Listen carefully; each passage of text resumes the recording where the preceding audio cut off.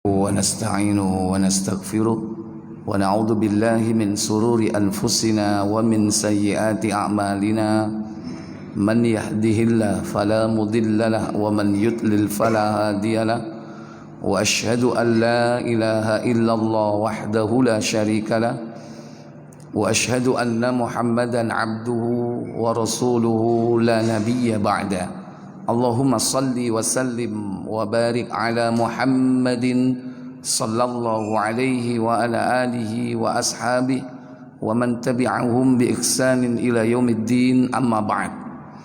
Puja dan puji syukur kita haturkan hanya kehadiran Allah Jalla Jalaluh atas limpahan karunia yang Allah curahkan kepada kita hingga detik ini.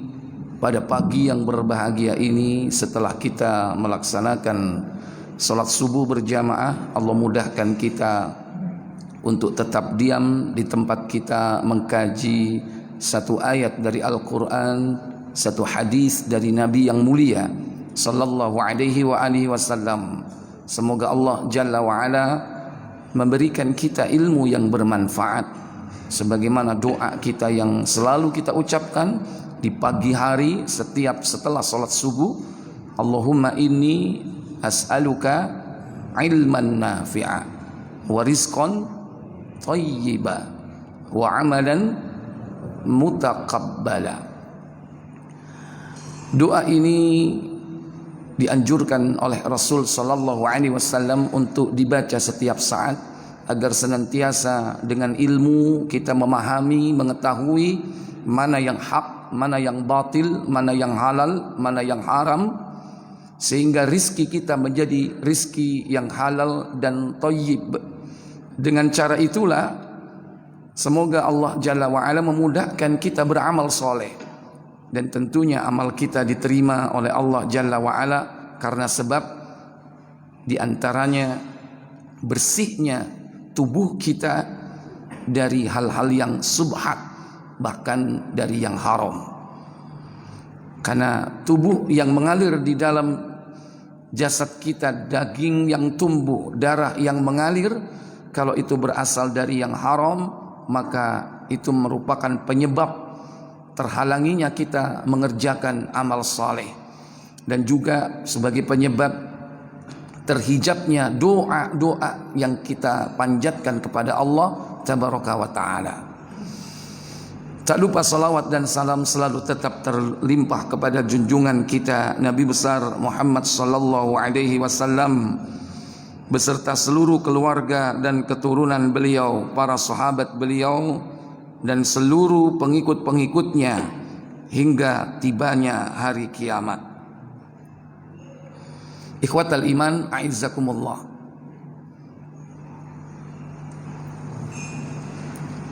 Seorang mukmin jika terkumpul pada dirinya yakni kesehatan, kemudian pada saat itu dia memiliki makanan walaupun untuk hari itu saja, maka sebetulnya dia telah berkumpul kepadanya atau mendapatkan nikmat yang banyak. Sebagaimana dalam sebuah hadis yang diriwayatkan oleh Imam At-Tirmidzi, yakni dari sahabat Salman bin Ubaidillah. Di dalam hadis Tirmidzi di nomor 2346,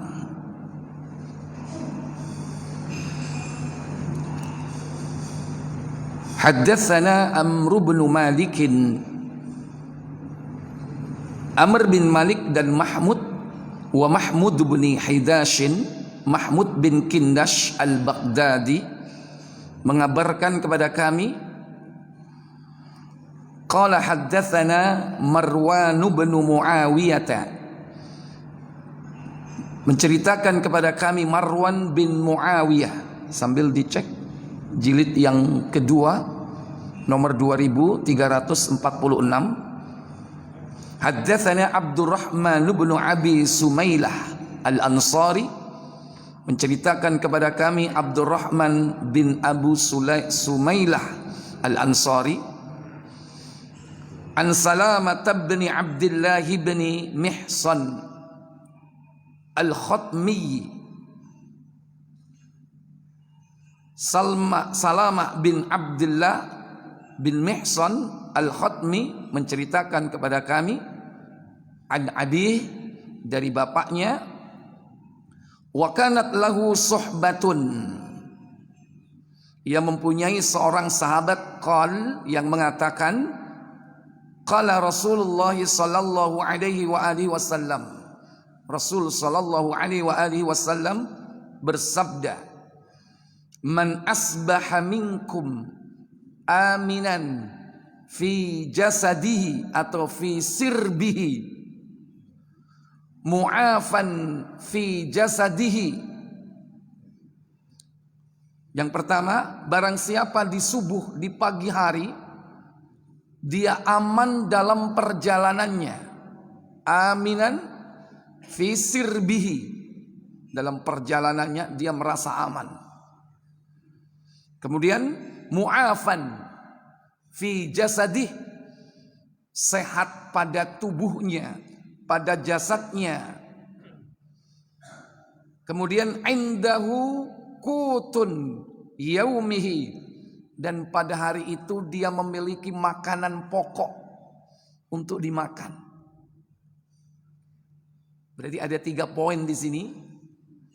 Aman dalam perjalanan, tubuhnya sehat, punya makanan untuk hari itu. Urusan besok, makanan besok, urusan besok. Yang penting makanan hari ini. Faka'annama hizat lahud dunya, maka seakan-akan dunia itu sudah terkumpul baginya. Bapak Ibu, saudara-saudari sekalian yang dirahmati Allah Jalla wa Ala. Setiap saat kita berdoa kepada Allah untuk mendapatkan kebahagiaan hidup dunia dan akhirat.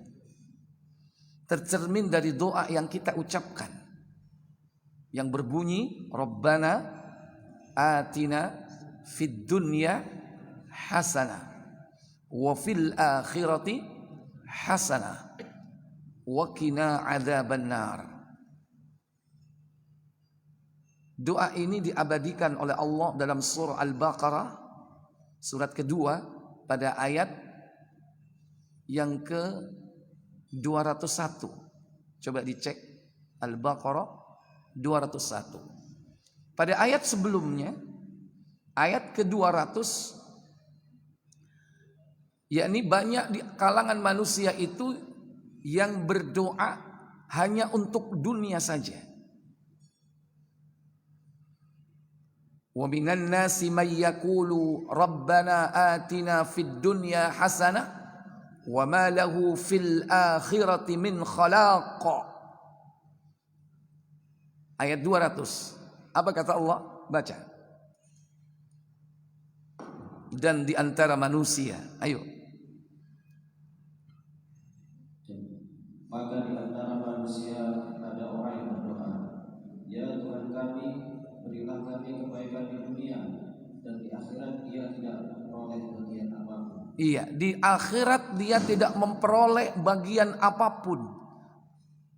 Karena ketika seseorang itu berdoa untuk dunia, berarti mindset hidupnya bahwa tujuan hidup itu dunia.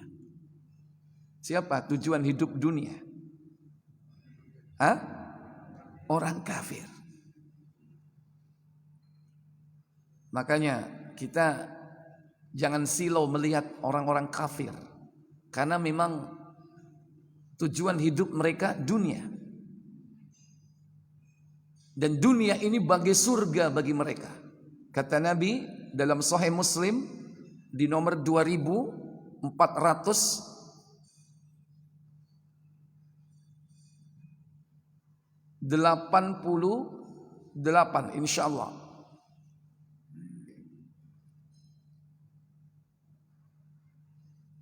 Nabi mengatakan ad-dunya sijnul mu'min wa jannatul kafir.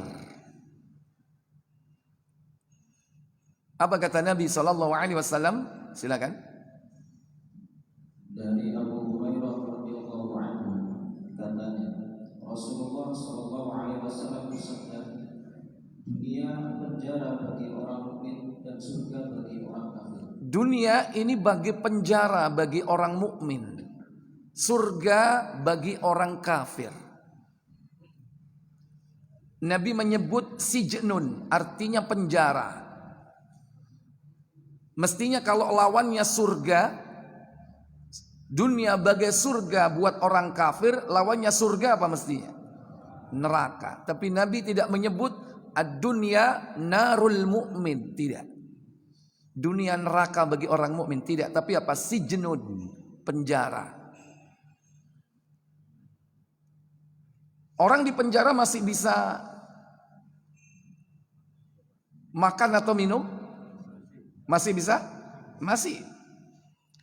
Di neraka bisa makan atau minum? Enggak bisa. Tiap hari disiksa. Di penjara masih memungkinkan dia makan, dia minum.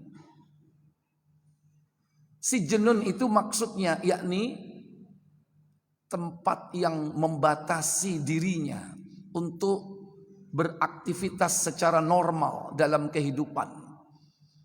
Secara maknawi, secara majazi, dunia ini bagi penjara. Orang mukmin hidupnya tidak bebas, dibatasi oleh apa? Aturan-aturan. Makan diatur, betul tidak? Ya. Lele boleh nggak? Boleh. Gurami boleh nggak? Boleh. Kodok boleh nggak? Halo? Nggak boleh, diatur. Orang kafir bahkan mangan suike karepmu ya. Karena mereka nggak ikut aturan Allah. Bebas. Orang mukmin teh boleh nggak? Boleh. Legen boleh nggak? Boleh. Cokre boleh nggak? Nggak boleh. Ru cokre. Wis kausah tako. Ya, minuman keras yang jelas. Jadi Allah Jalla wa'ala menjadikan dunia ini sebagai penjara bagi orang-orang mukmin. Hidupnya diatur, gak bisa bebas. Nikah satu istri boleh gak? Halo? Boleh. 2 istri boleh gak? Boleh. 3 istri boleh gak? Boleh. Orang kafir berapa istrinya? Istrinya berapa? Istrinya 1. Gendane sing akeh. Lho guyu. Sik cilik pada leru.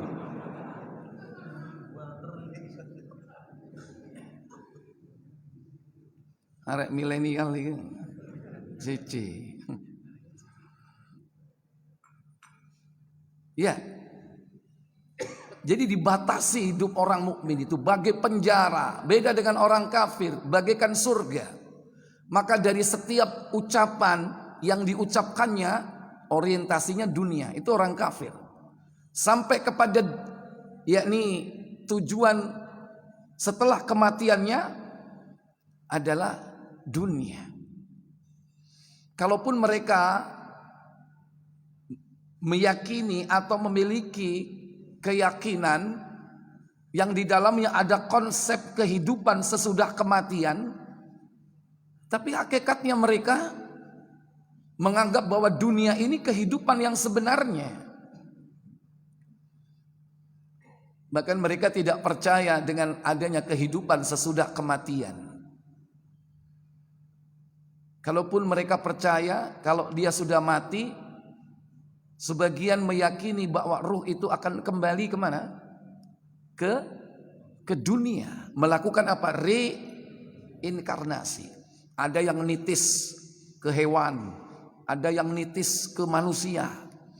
Makanya orang-orang kafir itu kadang-kadang aneh.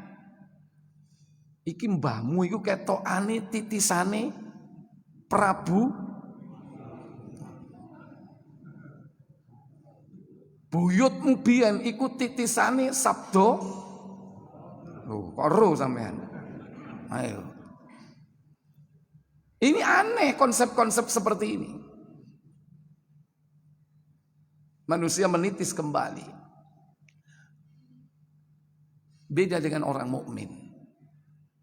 Hakikat kehidupan yang dimiliki di dunia ini hanya sebagai sarana untuk menuju kepada kehidupan yang sebenarnya. Kehidupan dunia ini bukan kehidupan sebenarnya. Kehidupan sebenarnya adalah kehidupan akhirat. Kalaupun manusia berusaha di muka bumi ini, di alam dunia ini hanya sebagai sarana untuk meraih kehidupan yang hakiki. Sehingga yang diminta bukan hanya bahagia dunia sebagaimana ucapan tadi orang-orang kafir, sehingga mereka tidak mendapatkan bagian di akhirat.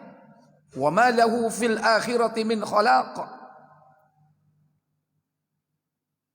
Tapi orang-orang mukmin dia mengucapkan wa minhum may yaqulu Rabbana atina fid dunya hasanah wa fil akhirati hasanatan wa qina adzabannar.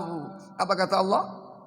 Dan di antara mereka ada orang yang berdoa, ya Tuhan kami, berilah kami kebaikan di dunia dan kebaikan di akhirat, dan lindungilah kami dari azab neraka. Iya, bahagia dunia, bahagia di akhirat. Penjelasan para ulama, di antaranya Imam At-Tirmidzi mengatakan bahwa makna dari ayat yang dibaca tadi, orang-orang mukmin berharap kehidupan dunia baik. Apa yang dimaksud baik dalam kehidupan dunia? Yakni al-ilmu wal amalus saleh. Apabila seseorang itu memiliki ilmu dan amal saleh. Dengan ilmu dan ilmu itu diamalkan, itulah amal saleh, yaitu ilmu yang amal yang berdasarkan ilmu. Ini yang membuat orang bahagia. Karena dunia bukan kunci kebahagiaan dengan banyaknya harta benda, fasilitas hidup. Kemewahan dunia bukan sumber ketenangan jiwa.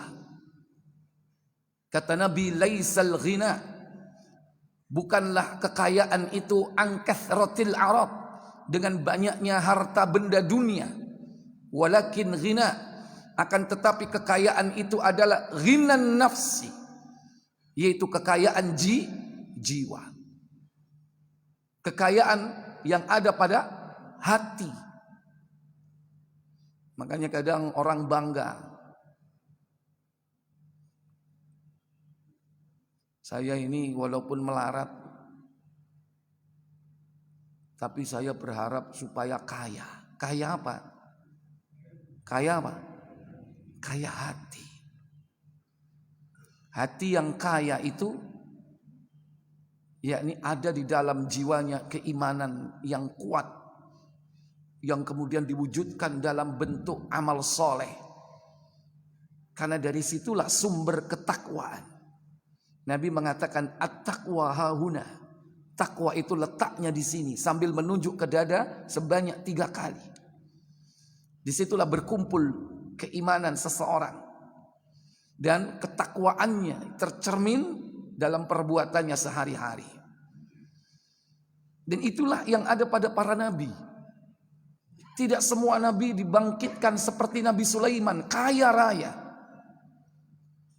Rata-rata para nabi dan rasul itu hidup di dalam kesederhanaan, walaupun tidak bisa dikatakan kemiskinan. Tapi hidup sederhana. Dunia hanya diambil yang pokok.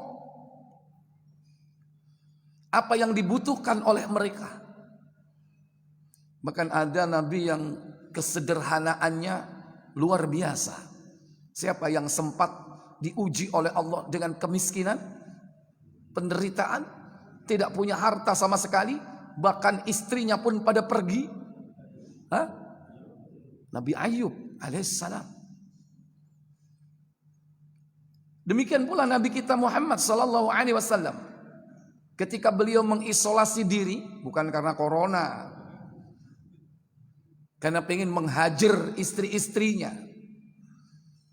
Selama 29 hari beliau berada di tempat gudang penyimpanan makanan. Pada hari ke-29 datang Umar ibn al-Khattab radhiyallahu ta'ala anhu. Karena pada saat itu tersebar kabar bahwa Nabi mau mencerai istri-istrinya. Karena cenderung kepada dunia. Nabi memberikan pilihan, apakah kau memilih Rasul atau memilih dunia? Seluruh istri Rasul sallallahu alaihi wasallam memilih Rasulullah, bukan memilih dunia. Hari ke-29 Umar bin Khattab minta izin kepada Bilal bin Rabah yang selalu berjaga di depan pintu, yakni tempat beliau. Setelah diberi izin, beliau masuk, melihat bagaimana Rasul sallallahu alaihi wasallam bangun, berjaga dari tempat tidurnya yang membekas, di pipi dan punggungnya pelepah daun kurma. Itu alas tidurnya. Sampean apa sing dituroni? Spring bed. Mahal lagi, mahal nggak? Apalagi yang mereknya apa itu? King Kong. Sojok disebut. Wah, harganya puluhan juta. Belum tentu orang yang tidur di atasnya nyenyak, karena nggak bisa tidur. Karena saking larangi, kepikiran apa? Nyicil. Bisa jadi. Atau mungkin masalah yang lainnya. Rasulullah seperti itu. Tempat itu tidak ada apa-apa kecuali hanya satu tempat untuk wadah makanan. Yang Umar ibnul Khattab melihat, menyapu seluruh ruangan. Setelah itu menangis, wahai Rasul, gudang Raja Persia penuh dengan emas, penuh dengan makanan, tapi engkau manusia paling mulia, tidak ada apapun di sini. Nabi menjawab, apa urusanku dengan dunia? Aku gak punya urusan dengan dunia. Ini mengajarkan kepada kita bahwa orientasi hidup kita ini bukan dunia. Karena apa yang kita miliki bakal kita tinggalkan. Harta yang paling berharga itu apabila harta itu kita abadikan dengan cara menginfakkannya di jalan Allah Jalla wa'ala. Itulah harta kita yang sebenarnya. Paling banter orang ketika meninggal dunia apa yang dibawa? Kain kafan 3 lapis. Itu harta terakhir yang dia bawa masuk ke alam barzah, masuk ke kuburan.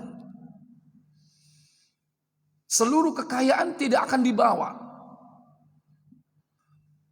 Hatta istrinya yang dulu berkata janji setia sehidup embel. Bohong semua itu. Kita pun juga pernah berjanji, begitu istrinya meninggal, Bapak ikut nggak?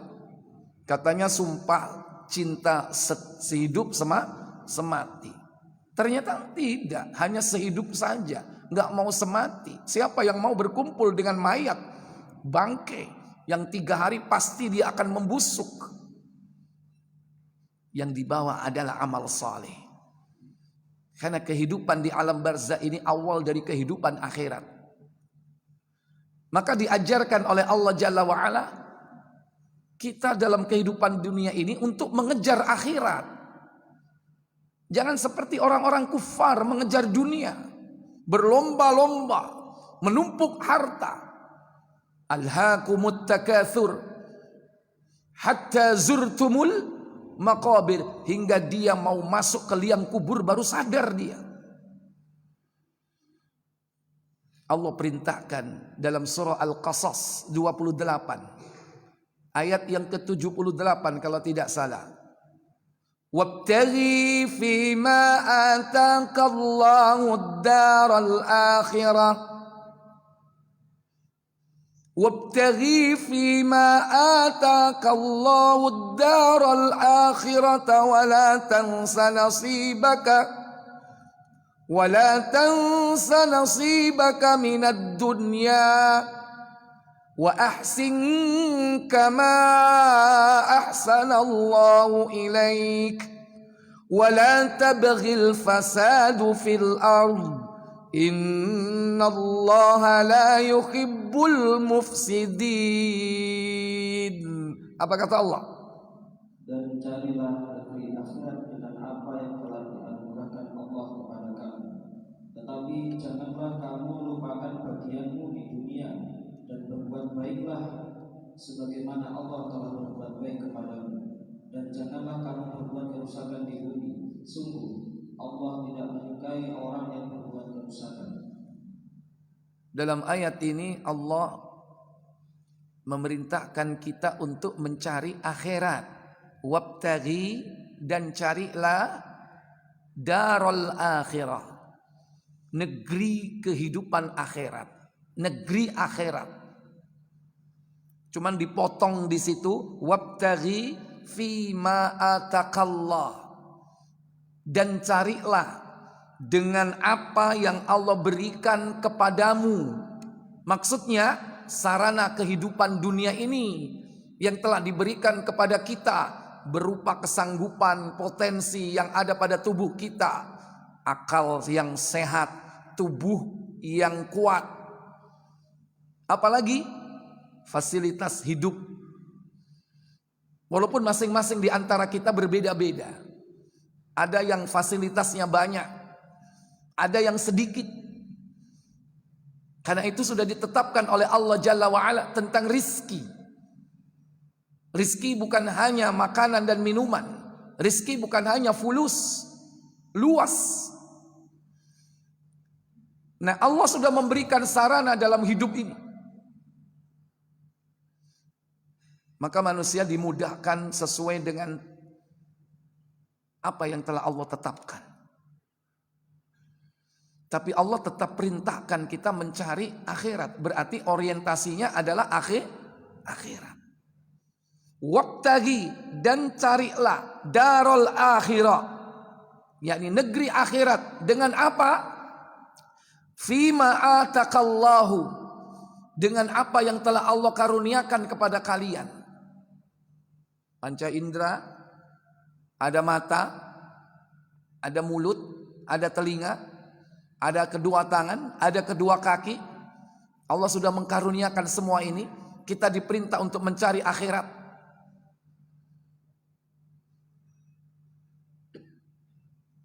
Maka Allah memerintahkan kita untuk mengabdi hanya kepadanya, supaya kita bisa kembali ke negeri kampung halaman kita. Dimensi ruang yang sudah pernah ditempati bapak moyang kita, yaitu al-jannah, surga. Dimensi ruang itu masih ada sampai hari ini. Dan itulah tempat yang akan kita tuju.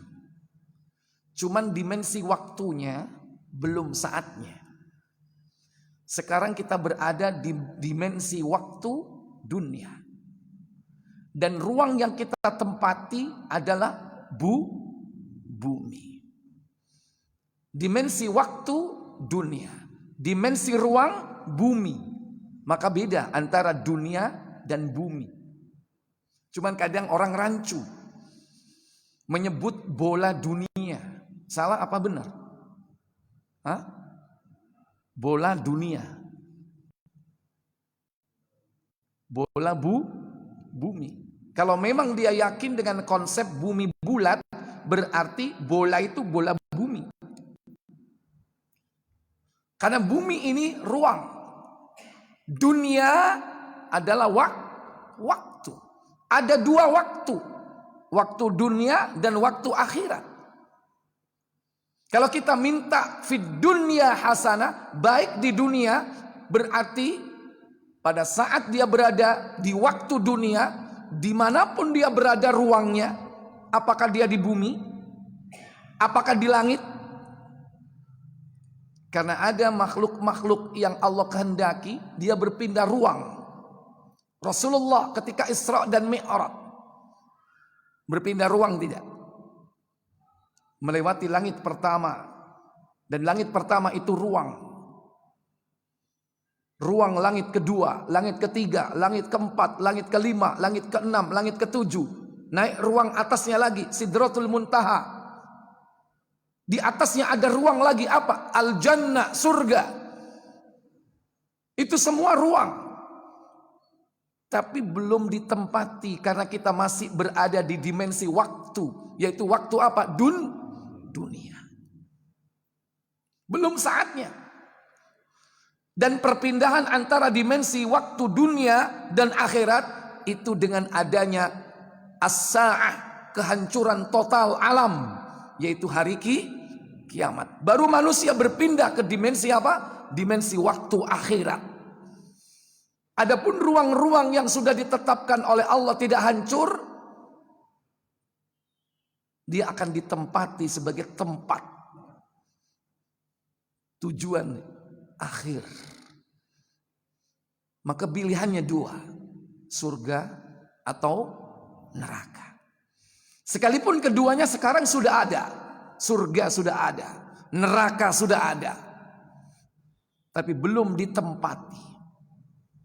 Bapak Ibu, saudara-saudari sekalian yang dirahmati Allah, berarti kita diperintah untuk mencari darul akhirah, yaitu negeri akhirat. Dengan apa yang Allah berikan kepada kita hari ini, segala macam potensi, fasilitas hidup, agar jangan sampai kita kesasar nanti ketika bareng-bareng mudik ke kampung halaman kita. Karena nanti kita akan berkumpul di sebuah terminal yang bernama Al-Mahsyar, Padang Mahsyar. Disitulah nanti akan ditanya tentang apa yang sudah kita kerjakan pada waktu kita melakukan wisata ke dunia ini atau ke bumi ini. Kita ibarat berwisata tidak, Pak? Dunia ini diperintahkan untuk dianggap sebagai apa? Sebagai perjalanan.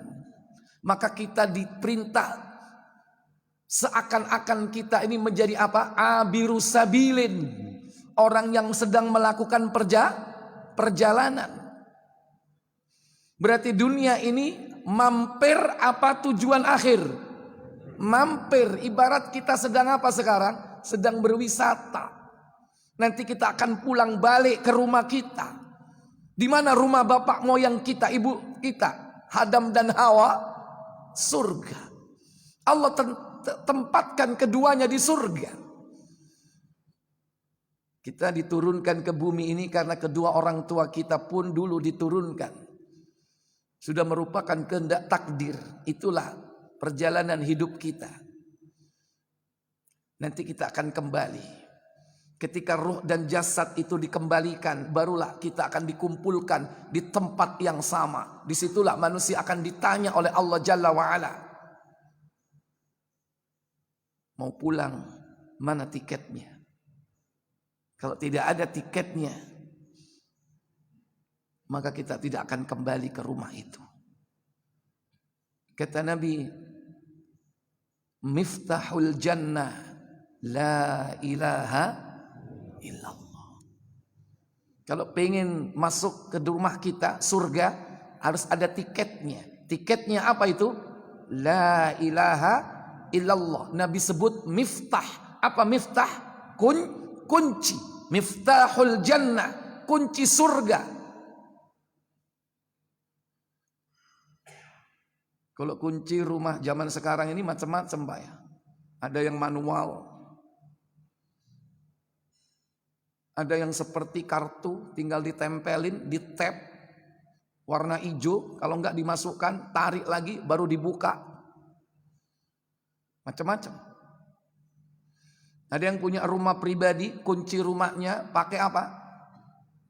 Finger tap ya, apa itu? Scan, sidik jari. Bahkan ada yang di scan apanya? Matanya. Kalau kita pengen masuk ke surga, jauh dari gambaran hotel bintang 5 Pak, jauh, gak ada apa-apanya dunia. Ternyata yang harus kita bawa yaitu kalimat tauhid. Artinya jangan sampai manusia di muka bumi ini melakukan kesyirikan dan kekufuran. Berarti dia telah menghilangkan apanya tadi? Kuncinya untuk pulang kembali ke rumahnya. Siapa penyebab hilangnya kunci rumah kita? Siapa? Musuh kita. Musuh kita tidak rela kita kembali ke surga, karena dia telah terusir darinya. Maka dia tidak rela anak Adam ini kembali ke kampung halamannya. Dia harus sama-sama memasuki neraka jahanam. Maka upaya setiap hari syaitan dan pemimpinnya iblis tidak pernah tidur, tidak pernah berhenti menggoda manusia untuk menghilangkan kunci surga, yaitu kalimat tauhid, la ilaha illallah. Tapi banyak manusia yang akhirnya terjerumus ke dalam neraka sampai hilangnya kalimat tauhid tersebut. Cuma nanti ada penduduk yang gak kekal Pak di neraka, akan dikeluarkan karena dia masih punya kunci. Cuman karena dulu lupa dalam hidup di dunia ini berbuat maksiat, disuruh mampir dulu, dicuci, dibersihkan dari dosa-dosa. Bisa jadi Allah ampuni sebelum dia masuk neraka, bisa jadi cara Allah mengampuninya setelah dia disiksa di dalam neraka itu. Tapi dia masih membawa kunci surga. Kalimat la ilaha illallah yang tersimpan di dalam hatinya. Dan ada bekas sujud yang pernah dilakukan di dunia. Maka Allah ingatkan dalam ayat tersebut, wa ahsin kama ahsanallahu ilaik. Al-Qasas tadi 78, dan hendaklah kau berbuat baik sebagaimana Allah telah berbuat baik kepadamu. Allah telah berbuat baik, gak kurang-kurang kepada kita. Kita disuruh berbuat ihsan. Wa ahsin kama ahsanallahu ilaik. Berbuat baiklah kalian sebagaimana Allah telah berbuat baik kepadamu. Apa yang tidak Allah berikan kepada kita? Semua diberikan kepada kita. Bahkan Allah tidak pandang dia kafir atau mukmin. Semua diberi. Waktu yang sama Allah tetap memberikan rizki, Allah memberikan kesehatan. Bahkan orang-orang kafir diberikan lebih hartanya daripada orang mukmin. Padahal mereka durhaka kepada Allah. Di muka bumi dia membangkang perintah Allah, menyekutukan Allah, berbuat syirik, berbuat kufur, tapi Allah masih kasih rizki dia. Betul tidak? Hati-hati. Makanya jangan kita merasa, wah saya dikasih hidup enak, nyaman, karena saya ini rajin sholat, berbakti kepada Allah. Rizki gak ada hubungannya dengan itu semua. Orang kafir gak sholat tetap dikasih makan gak? Orang kafir dia gak pernah taat kepada Allah, masih tetap diberi kekayaan tidak? Maka kekayaan itu bukan ukuran ketakwaan. Karena sesuatu yang berbeda. Jangan menganggap Allah kemudian memberikan kenyamanan hidup ini bagian dari karena saya ini beramal soleh, karena saya berbuat baik. Tidak. Amal soleh kita, ketakwaan kita itu ada pahalanya tersendiri. Jangan dianggap Kekayaan yang kita miliki, fasilitas hidup yang Allah berikan itu karena kita merasa diri bertakwa kepada Allah Jalla wa'ala. Tidak. Saya sukses karena saya ini rajin sholat. Enggak ada hubungannya sholat itu dengan rizki yang Allah berikan kepada kita hari ini. Rizki sudah ditetapkan secara pasti. Dan sholat ibadah yang kita lakukan ini tujuannya bukan untuk rizki, tapi pahala yang nanti kita akan dapatkan di mana Bapak Ibu? Di akhirat. Makanya jangan keliru kita ibadah ini supaya kaya. Aku rek sholat bendino, si pancet ae melarat. Tahajud ben bengi, si gak berubah. Salah. Allah Jalla wa'ala tetap akan memberikan dunia ini kepada siapapun sesuai dengan apa yang ditulisnya di Lauhul Mahfuz. Rizki itu akan tetap diberi sampai terakhir rizki yang akan kita dapatkan. Rizki itu akan berhenti saat kematian. Kita akan masuk fase berikutnya. Maka Allah Jalla wa'ala memerintahkan kita berbuat ihsan. Berbuat baik. Berbuat baik kepada Allah yaitu mentauhidkan Allah. Berbuat baik kepada kedua orang tua, berbakti kepadanya. Kata Allah dalam surah An-Nisa ada ayat 36.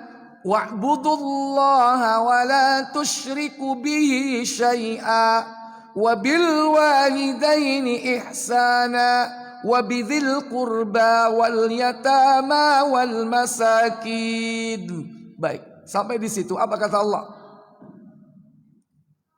Dan sembahlah Allah dan janganlah kamu mempersekutukannya dengan sesuatu apapun. Itu cara berbuat baik kepada Allah.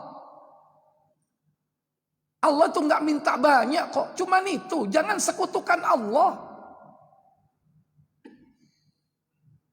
Setelah itu berbuat baik kepada siapa? Dan berbuat baiklah kepada kedua orang tua. Setelah itu karib kerabat, wabidil qurba, terus anak-anak yatim, wal yatama, orang-orang miskin, wal masakin, tetangga dekat dan tetangga jauh, wal jari dzil qurba wal jaril junub, teman sejawat, was-sahibi bil jambi, ibnu sabil, wabnis sabil, dan hamba sahaya yang kamu miliki, wa ma malakat aymanukum. Berbuat baik kepada mereka. Sebelum berbuat baik kepada makhluk, khususnya manusia, yang paling utama kedua orang tua, maka kita diperintah berbuat baik kepada siapa? Allah.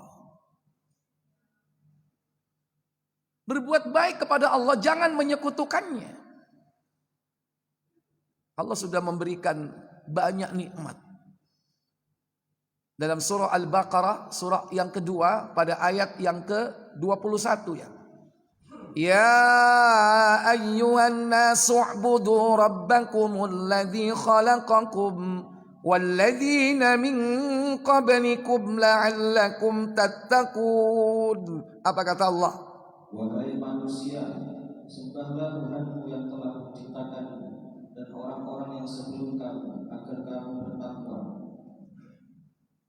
Kita diperintah menyembah hanya kepada Allah, mentauhidkan Allah, jangan berbuat syirik.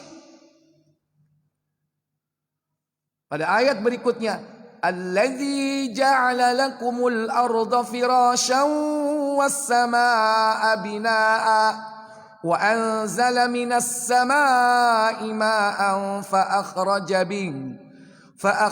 bihi minas thamarati rizqan lakum fala taj'alu lillahi andadan wa antum ta'lamun. Apa kata Allah? Dialah yang menjadikan bumi sebagai hamparan bagimu dan langit sebagai atap, dan dialah menurunkan air hujan dari langit. Lalu dia hasilkan dengan hujan itu segala buah-buahan sebagai rezeki untukmu. Karena itu janganlah kamu mengadakan tandingan-tandingan bagi Allah, padahal kamu mengetahui. Pada ayat 21 kita diperintahkan mentauhidkan Allah. Ubudullah, sembahlah Allah saja, itu maksudnya. Dan itu perintah juga diperintahkan oleh Allah kepada orang-orang sebelum kita. Sama, seluruh Bani Adam, bahkan seluruh bangsa jin diperintahkan yang sama. Karena memang mereka pun mukallaf seperti kita, yang akan memperoleh reward berupa surga dan hukuman, punishment berupa neraka. Sama, karena keduanya inilah yang diperintah mengabdi kepada Allah. Nah, Allah sudah memberikan segala macam nikmat. Allah hamparkan bumi sehingga kita tidak merasa jatuh, bisa berjalan di atasnya. Langit ditinggikan tanpa tiang. Wa anzala minas sama' ma'an, dari langit itu turun hujan. Dari hujan itu mengalir, ada yang tertampung di lembah, jadilah danau, telaga. Ada yang mengalir, jadilah sungai. Ada yang sampai ke laut, tertampung di sana. Ada yang meresap ke tanah. Setelah dia meresap ke tanah, fa akhraja bihi minats tsamarat, ditumbuhkan oleh Allah berbagai jenis flora, tanam-tanaman. Dari sana ada biji-bijian, ada buah-buahan. Kita makan nggak tiap hari? Yo ponek kira-kira gak ditekakno udan be Allah. Jenengan saged nedo napa mboten? Gak kira mangan sego, pari gak urip. Polahe gak ono udan. Saya makan roti Ustaz, gak makan nasi. Roti dari apa? Gandum. Gandum tanaman atau bukan? Tidak akan bisa hidup kalau enggak Allah turunkan hujan. Maka dalam sebuah hadis dikatakan bahwa segala sesuatu berasal dari air. Kalau manusia tidak ada air yang Allah curahkan dari langit, mati. Banyak ragam makanan. Karena Allah tumbuhkan minas tsamarat rizqan lakum, sebagai rizki buat kalian. Fala taj'alu lillah. Ini permintaan Allah satu saja, maka janganlah kau jadikan sekutu-sekutu, andada, jamak dari niddan, andada, sekutu-sekutu, tandingan-tandingan selain Allah. Wa antum ta'lamun, padahal kalian mengerti bahwa yang menciptakan kalian itu Allah, bahwa yang telah memberi rizki itu Allah. Kok sik tetep gawe sajen ditekek nanggone pojok sawah gawe danyang. Dipikir panen raya itu karena itu. Wah, kita panen raya, ayo kita buat sesaji, ditaruh di pojok-pojok tempat tertentu untuk Dewi. Kak wis burung muli tak sik minggat seringan. Itu kenapa manusia sampai seperti itu? Karena dia lalai bahwa ada musuh yang senantiasa merubah tauhid yang Allah telah tanamkan dalam diri manusia itu. Itulah al-fitrah. Kullu mauludin yuladu 'alal fitrah. Setiap bayi yang lahir itu dalam keadaan fitrah. Apa makna al-fitrah di situ? At-tauhid. Seorang bayi seandainya dia hidup dikurung, diisolasi di suatu tempat yang tidak mengenal manusia, dia akan tetap mencari Allah dan akan mengabdi, menyembah hanya kepada satu Rabb yang menciptakan dirinya. Karena dia fitrah yang Allah tanamkan kepadanya. Tapi kenapa bisa berubah? Kata Nabi, fa'abawahu, maka kedua orang tuanya lah yuhawwidani, menjadikan dia Yahudi, au yunassirani, menjadikan dia Nasrani, au yumajjisani, atau menjadikan dia Majusi, penyembah api. Mayoritas rata-rata manusia di muka bumi ini saat ini menyembah apa? Api. Wujudnya apa? Matahari. Karena sumber api. Ada lagi api tak kunjung padam. Api yang terus menerus menyala itu dijadikan sebagai sesembahan. Dia sekutukan Allah dengan makhluknya. Bukankah api itu makhluk Allah? Tapi iblis memang pintar membuat diversifikasi produk-produk kesyirikan. Sehingga bukan hanya tandingan itu, yakni berupa malaikat atau nabi yang disembah, manusia yang disembah, bahkan hewan yang disembah, ada pohon yang disembah, ada kuburan yang disembah, atau benda-benda keramat yang disembah, yang mereka berdoa minta kepadanya, atau dijadikan perantara wasilah, itu minimal yang dilakukan oleh mereka.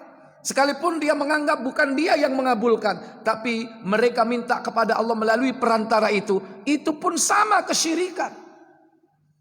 Kata Allah dalam surah Az-Zumar ayat ketiga, surah 39, ala lillahid dinul khalis walladzina ittakhadhu min dunihi awliya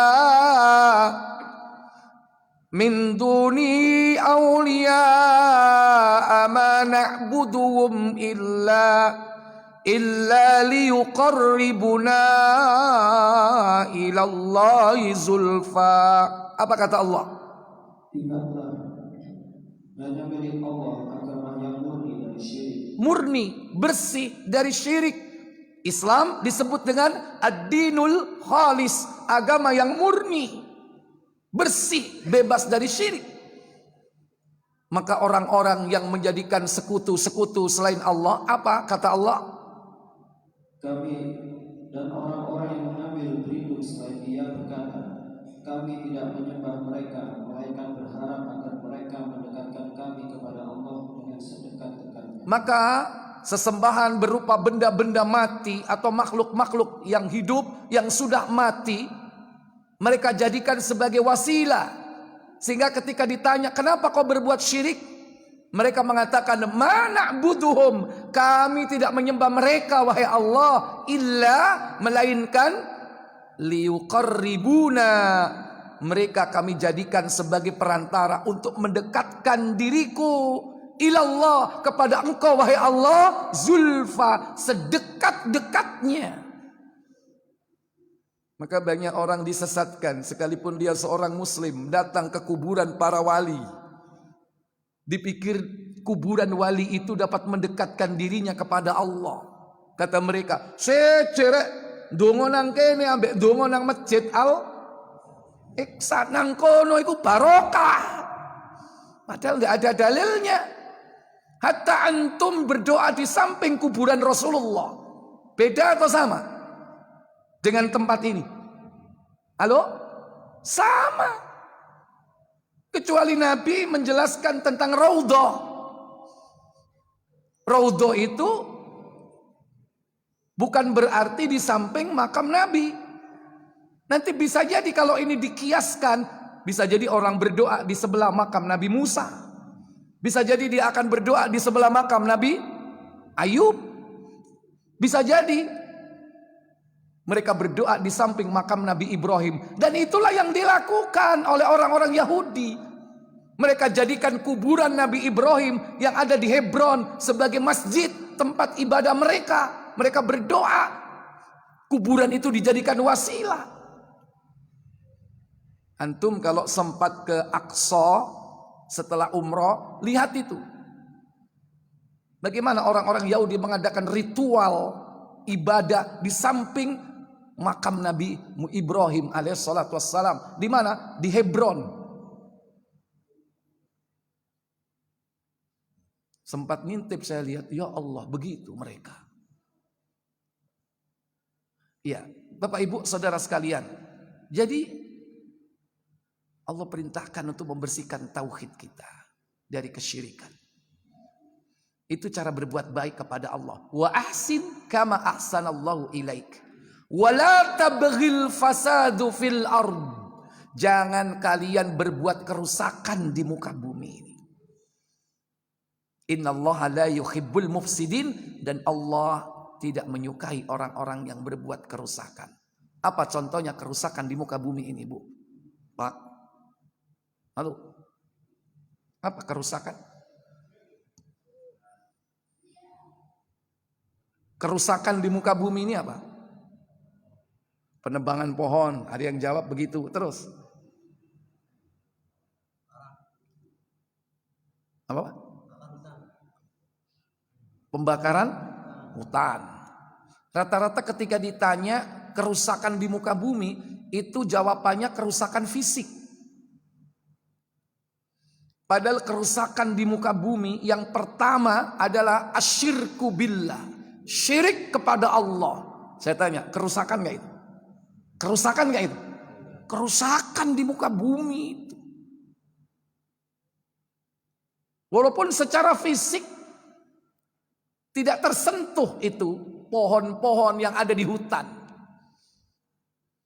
Tapi bentuk kerusakan pertama yang terjadi itu adalah kesyirikan.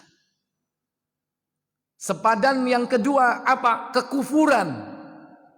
Kufur, ingkar kepada Allah. Kalau kesyirikan bisa jadi mereka itu yakin kepada Allah tapi mendua Allah diwayu. Bojo jenengan diwayu ngamuk enggak? Halo? Apa meneh Allah sampean wayu dimadu. Itu kalau syirik, kufur, ingkar, nggak percaya sama Allah atau nggak percaya kepada kehidupan akhirat, kufur. Yang ketiga apa? Nifak, kemunafikan. Ini termasuk kerusakan di muka bumi ini. Dan kelihatannya secara fisik nggak tampak, tapi sebetulnya itu merusak. Mana yang lebih berbahaya, Pak? Merusak fisik atau merusak jiwa? Mana yang lebih bahaya? Merusak jasad atau merusak hati? Halo? Merusak hati, merusak jiwa. Orang boleh rusak fisiknya, tapi kalau jiwanya sehat, dia tetap bertauhid, tidak menyekutukan Allah, selamat dia. Dia mati membawa keimanan. Dia akan menuju kepada surga Allah. Mending kita mati kena penyakit kanker. Kenapa? Karena kerusakan berupa fisik. Bocornya lapisan ozon. Sehingga masuklah sinar ultraviolet. Kemudian menyebabkan kanker apa? Kulit. Mati dia karena kanker kulit. Tapi mati membawa la ilaha illallah. Mending mana? Matinya sehat, di atas ranjang, dikelilingi keluarga, tapi matinya tidak meyakini kalimat tauhid. Mati dalam kondisi syirik. Mana? Pilihan pertama atau kedua? Enak mana? Mati kena corona tapi membawa la ilaha illallah. Daripada dengan mati sehat walafiat, matinya katanya meninggal dengan sukses, dengan tenang di atas tempat tidurnya, tapi mati tidak membawa iman, mati dalam kondisi kafir. Enak mana? Halo? Mending corona tapi la ilaha illallah. Cuman kadang orang itu takutnya bukan takut dia mati tidak membawa iman, tapi takutnya mati kena apa tadi? Kena COVID. Waduh, Ren, aku nek mati kena COVID iki ono sing nyolati. Awakku kok digelundungno kaya apa? Maka yang lebih utama itu hakikatnya tidak sekedar berbicara bagaimana meningkatkan imun, tapi meningkatkan iman. Tapi hanya jangan slogan saja, tingkatkan iman dan imun. Insya Allah aman, amin. Itu hanya slogan. Tapi kok sampai hari ini tetap kufur kepada Allah? Kok tidak beribadah kepada Allah? Kok tidak tauhidkan Allah? Tapi kok kembangkan kesyirikan di mana-mana? Kok katakan itu adalah kearifan lokal? Katanya apa? Mempertahankan budaya bangsa. Ini kerusakan nomor satu, kesyirikan, kekufuran, Pak. Hati-hati. Jangan sampai kita lepas iman, apalagi saat kematian menjemput. Nifak, kemunafikan. Kata para ulama, apa nifak itu? Izharul iman, menampakkan keimanan. Wa ibtanul kufri, tapi menyembunyikan kekufuran. Kata ani tok pakaiani Islam, Muslim, Muslimah. Tapi itu hanya menampakkan keimanan, tapi betul yang menyembunyikan apa? Kekufuran. Hati-hati. Ini peringatan buat kita semua. Nifak, kemunafikan. Yang keempat, kerusakan di muka bumi ini yang Allah benci, al-ma'asi, perbuatan maksiat. Maksiat itu nomor 4, Pak. Maaf, saya ulangi lagi. Maksiat itu nomor 5, Pak. Loh, nomor 4 itu durung. Apa? Al-bid'ah. Bid'ah. Saya tanya, kerusakan enggak bid'ah ini? Kerusakan enggak di muka bumi? Kerusakan. Oh, enggak diperintah Allah dikerjakan. Rasul tidak pernah memerintahkan, mencontohkan, dilakukan. Kayak dia ini lebih pandai daripada Rasul. Itu sama dengan menuduh bahwa Rasul menyembunyikan risalah, menyembunyikan ayat. Ada syariat yang disembunyikan oleh Rasul, lantas diketemukan oleh orang zaman now, diketemukan oleh orang-orang sekarang, lantas diamalkan. Ada nggak amalan-amalan yang dulu Nabi tidak melakukan dilakukan? Ibadah-ibadah yang dulu tidak diperintahkan beliau, lantas dilakukan sekarang. Itu sama dengan menuduh Nabi menyembunyikan syariat. Sehingga syariat itu ditemukan sekarang, diamalkan. Keminter wong itu. Itu kerusakan di muka bumi. Sekarang semakin marak, semakin bertambah atau semakin berkurang, Pak, kerusakan yang seperti ini. Baru yang kelima, perbuatan maksiat. Baru yang keenam, kerusakan alam lingkungan. Apa? Banyak kerusakan fisik, ya, eksploitasi alam. Akhirnya terjadi erosi, terjadi ketidakseimbangan ekosistem, terjadinya bencana alam. Ini kerusakan di muka bumi. Orang eksploitasi bumi, mineralnya diambil, nanti kemudian terjadilah bencana, banjir, tanah longsor. Orang menemukan mineral, di situ ada plutonium, ada uranium, ada rodium, macam-macam, pokoknya sengiku, om itu. Lantas dibuatlah senjata. Untuk apa? Untuk membunuh manusia. Kerusakan nggak itu? Sebelum senjata itu dilepas, mereka ketika membuat pabriknya saja sudah merusak lingkungan sekitar nggak? Sudah merusak lingkungan sekitar. Apalagi reaktor-reaktor nuklir yang kemudian bocor sampai membunuh manusia. Itu bagian dari kerusakan di muka bumi ini. Itu kerusakan tingkat paling rendah. Tapi ingat, kerusakan yang paling utama dan pertama saat bumi ini masih perawan di zaman Nabi Nuh. Pertama kali mula terjadi apa? Kesyirikan. Saat itu nggak ada illegal logging, bumi dalam kondisi perawan, belum banyak dieksploitasi oleh Nabi Nuh dan umatnya ketika itu. Paling-paling Nabi Nuh menebang pohon untuk buat apa? Buat perahu. Itu pun setelah selesai. Nabi Nuh nggak iseng nebang pohon dijual ke cukong, nggak ada cukong waktu itu. Masih dalam kondisi hijau. Ya, baru setelah itu Allah turunkan azab yang sebagian dari hutan itu kemudian gundul, jadilah gersang. Itu karena banjir besar saat Nabiullah Nuh alaihissalatu wassalam diutus oleh Allah untuk mencegah kesyirikan umatnya pada waktu itu. Wala tabghil fasadu fil ard, Innahu la yuhibbul mufsidin. Sesungguhnya Allah tidak menyukai orang-orang yang berbuat kerusakan.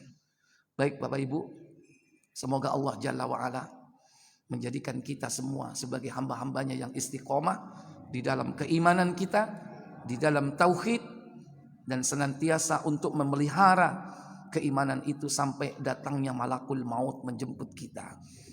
Baik, kita tutup dengan kafarat majlis. Subhanakallahumma wa bihamdik asyhadu an la ilaha illa anta astaghfiruka wa atubu ilaik. Wassalamualaikum warahmatullahi